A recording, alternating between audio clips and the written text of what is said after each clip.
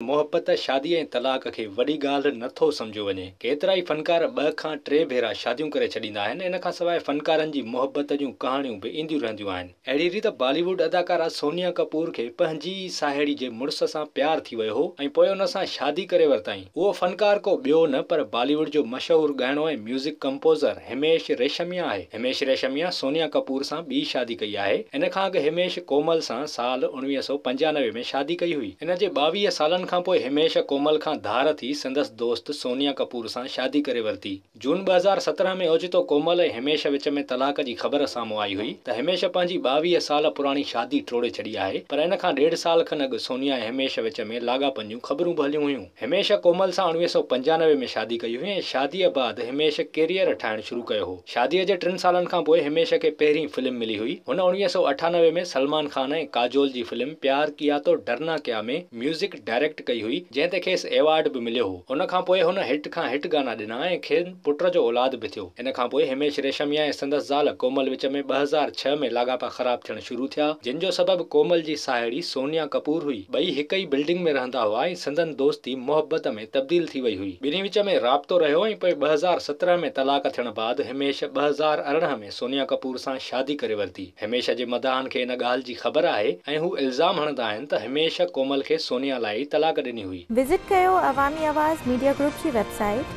awamiawaz.pk